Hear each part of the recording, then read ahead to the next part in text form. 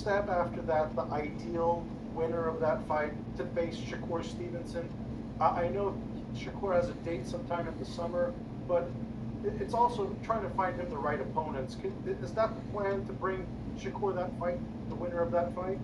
Well, Shakur is fighting on July 6th in New Jersey at the Prudential Center. We'll announce the opponent relatively shortly, and we've had a great run with Shakur, who's is an incredible fighter with incredible skills. But our contract is over with the July 6th fight. Hopefully, we'll maintain a relationship with Shakur and continue that. But he's a free agent after the July 6th fight, and so we'll see how that all plays out. For me, to watch a Lomachenko Shakur fight, because I'm a boxing freak, I love boxing, would be such a treat to see two skilled guys like that go at each other. So again, that's in the future. Loma has a tough fight with Cambosa, and the opponent, the guys tell me in the office that they've selected for Shakur is a really good fighter. So again, after July 6th, we'll take a look and see whether we can do a fight, a unification fight, which it will be. But again, Shakur clearly will be a free agent after the July 6th fight. So that was Bob Arum again, talking on the Fight Hub interview regarding Vasily Lomachenko versus Shakur Stevenson later on this year. Shakur, he has a fight coming up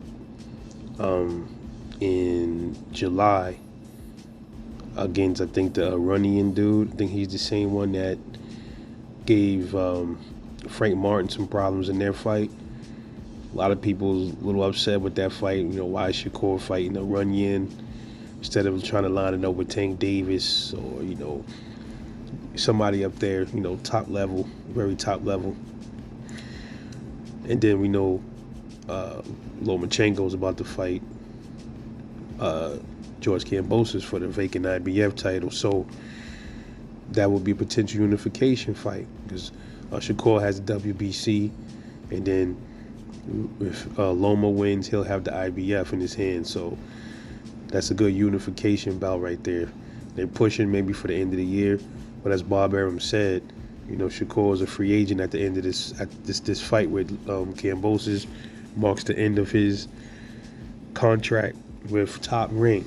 And what will Shakur do? Will he re-sign? Will he remain a free agent and hire some attorneys and get some good advice and have people guide him as an independent fighter?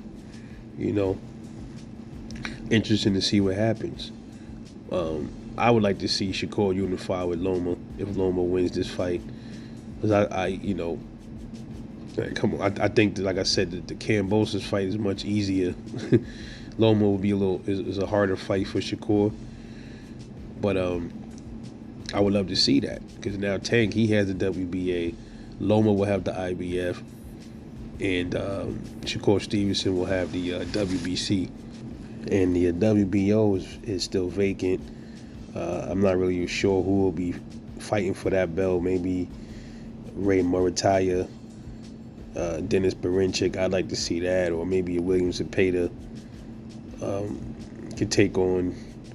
Maybe Zepeda could take on the winner of Stevenson and Iranian, or he could take on the winner of Loma and Kambosos, and then we can get something going like that.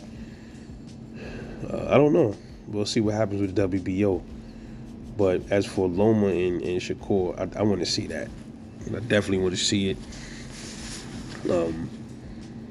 I wouldn't give my prediction yet because, unless they come up with something that's substantial. If we come to find out that these dudes really gonna fight after their respective fights, then I'll give my prediction opinion on that one. But anyway, let me know what you think, man.